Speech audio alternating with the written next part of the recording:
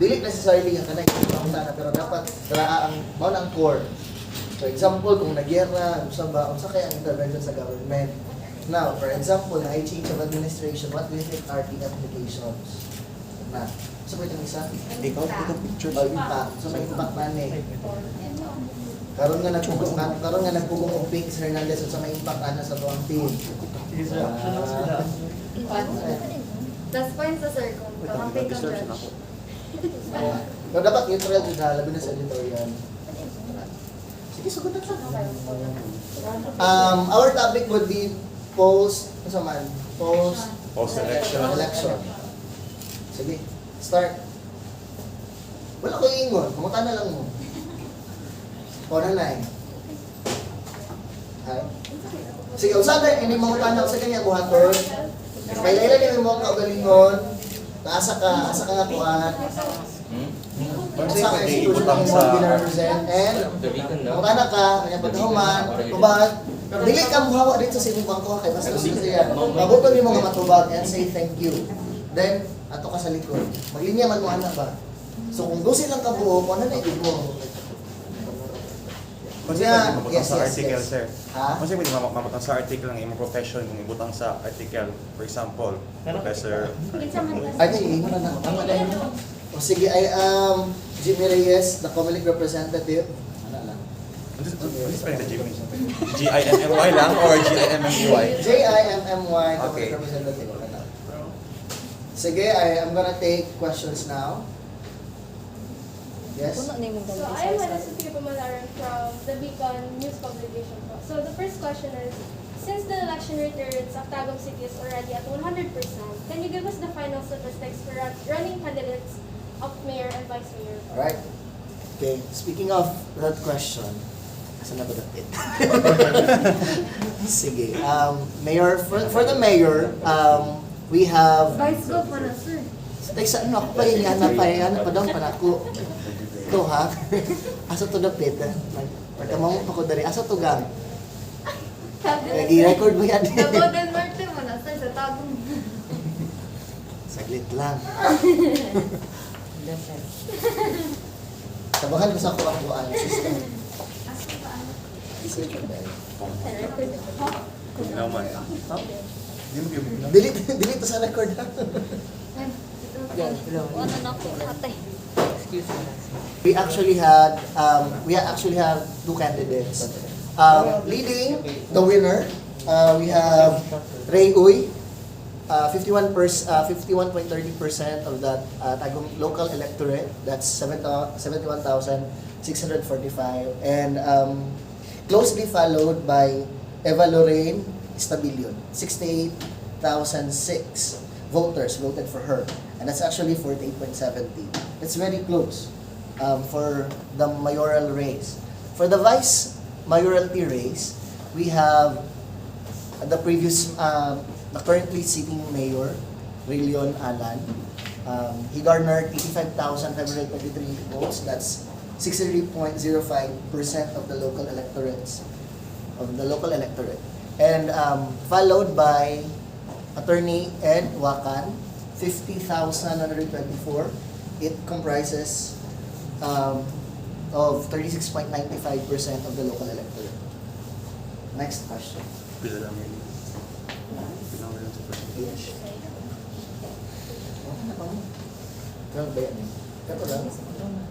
Yes. Sir, are there any reported faulty VCMs in the city, or Oh yes. Actually, there are five VCMs who were reported to malfunction during yesterday's election. That was May 9, right? May 9, 2022. Specifically, those VCMs were from the polling stations of Pambugan. And we're happy to tell you that although the election wasn't that perfect, we had prepared for that. And so we had our team, the Gesol Tech team, and they fixed the problem. And right now, at 11:30, we were able to finally transmit 100% of the votes, the local election results.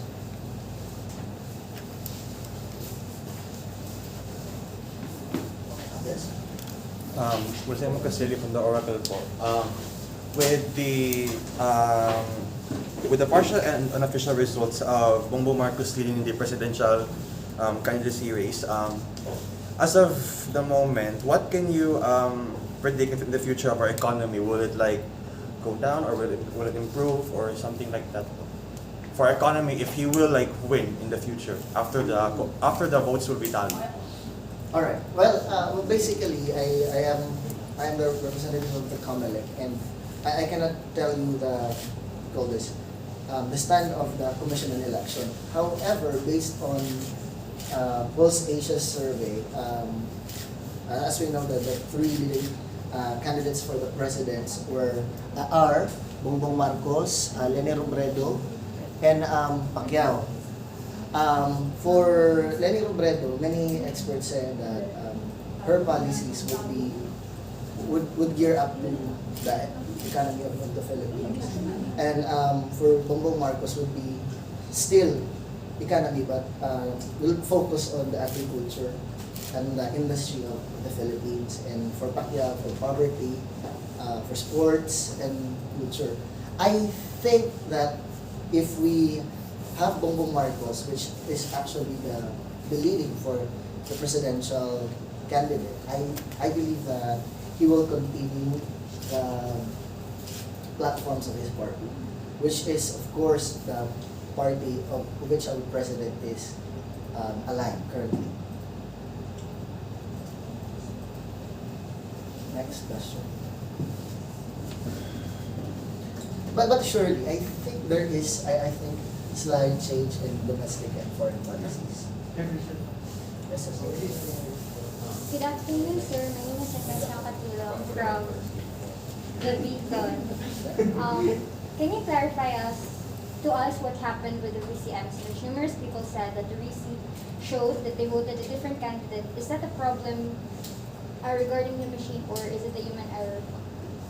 I think it's both. The machines are created by humans, and humans are not perfect. But basically, it boils down to the fact that although there are mistakes, there are some errors with the machines. It's just a slight compared to all the VCMs. It's just a slight percentage. So meaning you cannot perfect everything, but I guess the preparations before the elections surely done its part. Now, for the errors, I think it's just natural, but I believe that the DESOTEC were able to do their part because the machines weren't that unfixable. They were fixed. That is why we had at 11:30 p.m. 100% turnout of our local election results. Yes. Verify so. Next question.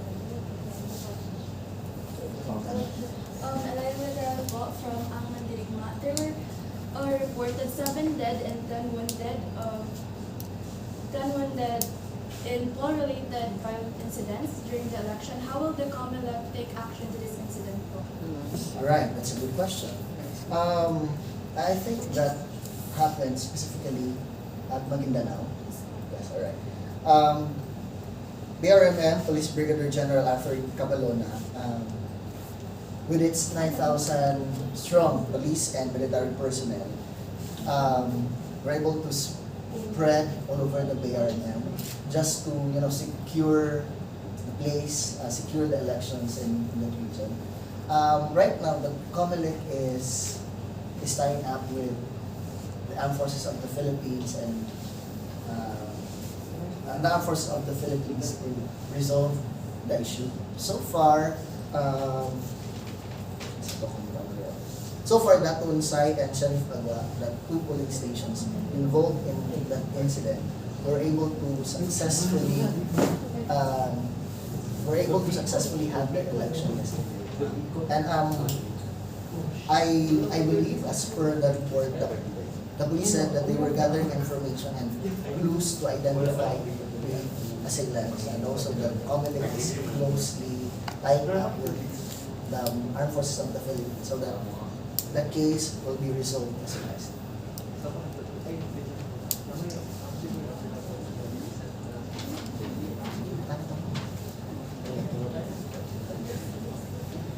apat na question sa Batay 6.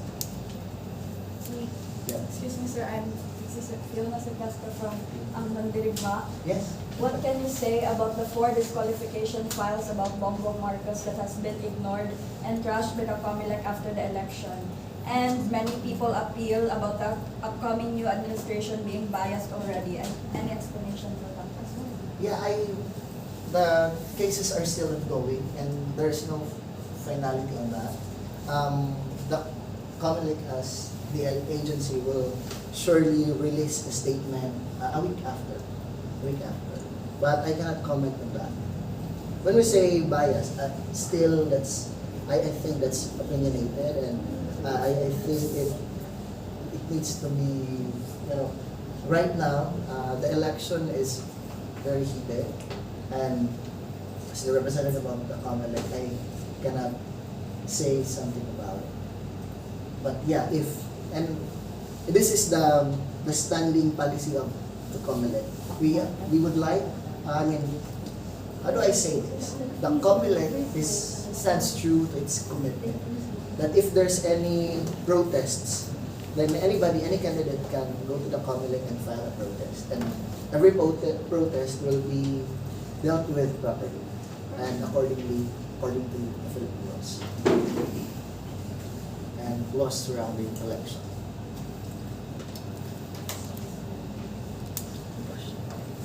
Pinabuto siya ng pangunan.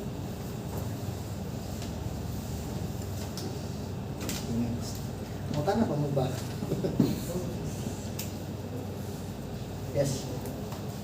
Ano po sir, with the gap right now of Marcos and Robredo of 16 million, there's a highly likely chance that BBM will win. So with his reputation of being banned from the US and his reputation of being ex-dictator's son, will we still have countries that will like ally to us, like mga powerful allies, for example, Korea or something? Will we still have their support kung tayo na yung mga digmaan or mga yung anak ko? Like, Right, because of now- his reputation. We actually have treaties with US, and not just US, but with other countries, ASEAN, and other countries in Europe. I think that it won't be affected. It is a long-standing policy of the Philippines to be allied with the US. And it's not, it's not totally affected by Marcos or Bongbong Marcos and maybe his administration directly. So maybe we cannot really foresee or cannot tell whether the Philippines and the Bongbong government Bongbong-led administration will what do you call this, will not be allied anymore with the US. But right now, I believe that the Philippines needs these treaties and alignments with other countries, but especially that we really need help with our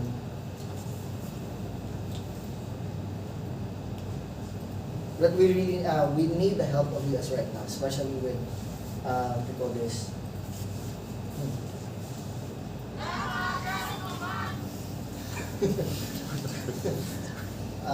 Depending with our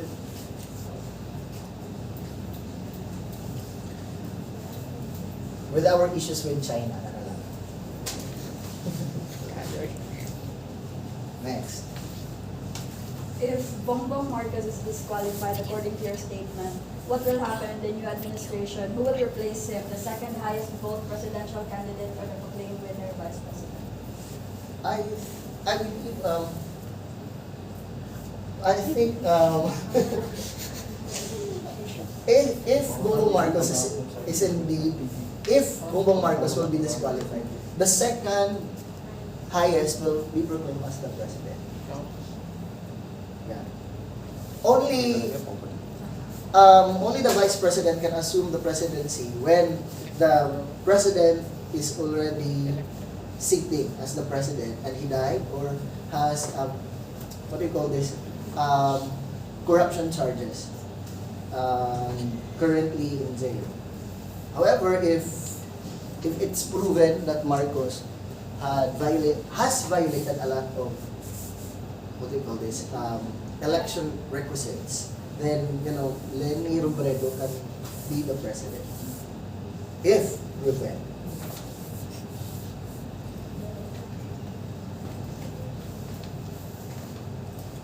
What to comment mo? Yes. Now, after the election, sir, will it affect the amount of COVID cases? Since the social distancing is not seen on many voting precincts. Alright. We do not know yet, but so far there are surges. There are surges currently with the rallies. I want to be honest with that. So we will not know for sure, but maybe. Because in other countries there are surges. If the new variants will reach the country, and we do not know if it will reach here or not. I think there are surges, but I cannot tell you the percentage of the surge.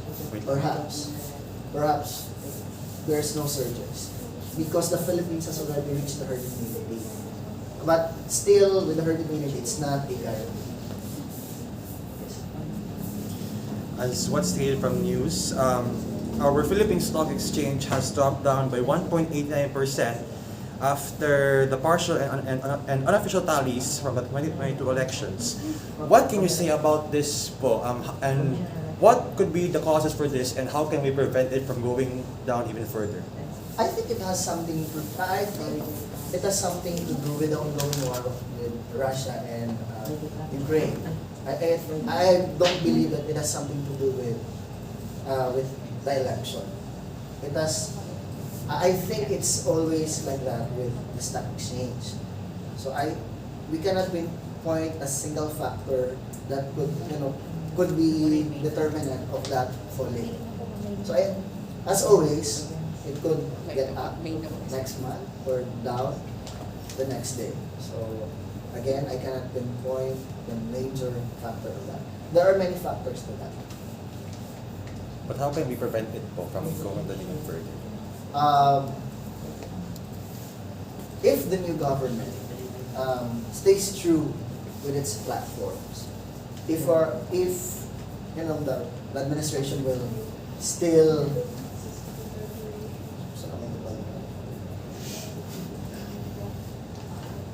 I think if it perpetuates its project on build, and if it will still invest more on foreign trades and also will work on its industry more, I think it can be prevented, the downfall of our economy. Yes. Sir, good morning. Good afternoon. Good afternoon. I'm Mark Jude Hernandez from the Beacon Yep. Publishing. What action would the COMELEC take with the reported protest by the camp of your brother currently going on in NCR COMELEC main office? Yeah, we still have to review the protest, right? Because not all protests can be taken by the COMELEC. So it must have merits. We will review the merits. If it has enough merits, then the protest can go on, and they can file.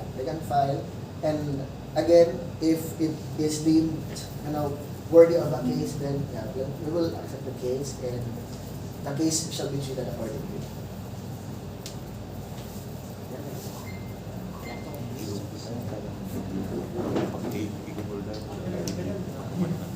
So,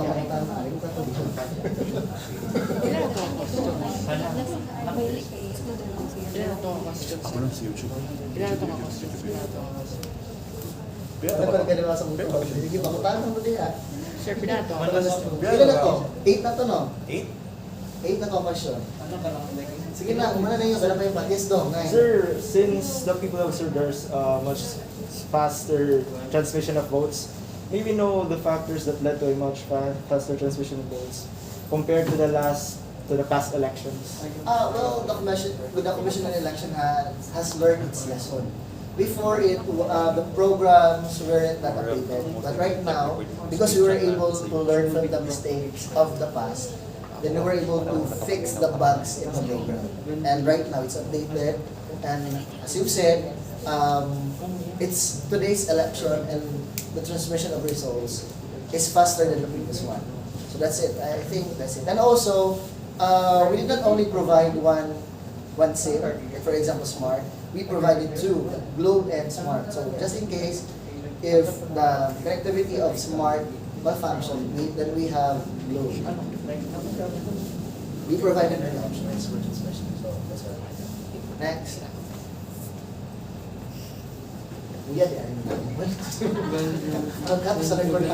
Regarding about the senator elections, what can you say about Robin Padilla winning as the first and with others and with other like senators that should be included in the 12, such as Joaquino Hayoke and Daye Gadon? And what can you say about how Robin Padilla reached that first without any like known presence of like his debates and platforms and other such? Well, I cannot really say for finality the real cause of Padilla winning. And you know what? I'd like to remind everybody that this is a democratic country. Anybody can run so long as that person can write, that person is sane, and the person can speak. So Robin Padilla, there's no question why Robin Padilla is there. So the COMELEC stands true to that. Anybody can run so long as you are of legal age. And Robin Padilla, being the senator, being the top notch in the list, the COMELEC finds no problem with that. But maybe a lot of people would be asking why the likes of Manelo, the likes of Gibo, were not able to make it on top. I think it depends really on the people. I think right now the Filipinos do not necessarily see education as the highest priority. Perhaps populism, popularity, and the media intervention. These are powerful factors that would change the mind of the electorate. So yeah, and I think there's no, how would I say this? Again, we cannot pinpoint the main reason, but there are a lot. But you know, Filipinos, they tend to elect the popular. So I guess Robin Padilla is popular among Filipino electorate. That's my yes. Hello, sir. Good afternoon, sir. I am Ian Janamardi from the Beacon. When will be the national and local proclamation be announced? Right now, we are still at 97.59%. When we reach 100%, we will announce, we will proclaim. In Tagum City, we reached 100% kanina at 11:30. So we announced the winners for the local elections. So I'd like to review the proclamation of elections. Tagum City, Davao del Norte, is situated in Davao del Norte, had 100% transmission of results.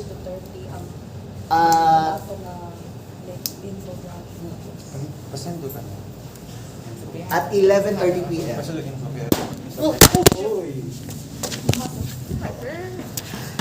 Hi, pa, it's okay. For mayoralty winner, we have Ray Uy. He won by 51.30% of the electorate voting for him. Vice Mayor, we have Rillion Alan, 63.05% of the total votes. He garnered that. And for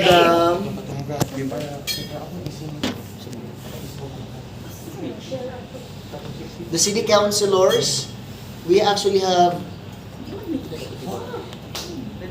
10, of course. Leading of the city councilors is Angoy Esther, followed by Revita, followed by Iliot, followed by Suway Bagyo, Coquilia, Alvarez Casia, Ala Lemos, and Satur. Majority of these are allied to Uy, the one who won the mayoralty race in Tagum City.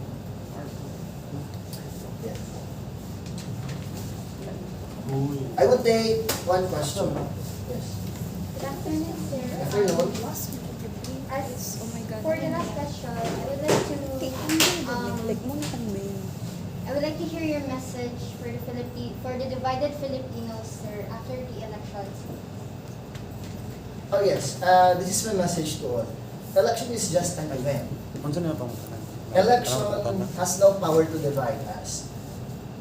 Whether you're aligned to any color, blue, green, yellow, pink, or whatever, we bleed the same color and we are all Filipinos. This time is not the time to be divided. This time is the time to unite. We are in one country, we are in one nation, we are one for our progress. Thank you. Tama na. Last na po. Sige na, may last. What are your statement on fellow Filipino who let politicians bought their votes? And also to Pinoy voters who took a picture on their ballot receipt during the elections. What are the penalty for those deeds? Yeah, if you get caught and if it's established that you allow candidates to buy your votes, then you can be fined with 50,000. And also, if you took a picture of your ballot, and again, according to law, if it's established that you did so, then you can be fined with 25,000 pesos and 5 days community service. You know what? To the dear electorate, you are not worth 500 pesos. You are worth more. Vote wisely because you do not just represent this generation. There are generations to come. Think of them as well. Thank you. Wala na? O, sige na. Sugod na tayo.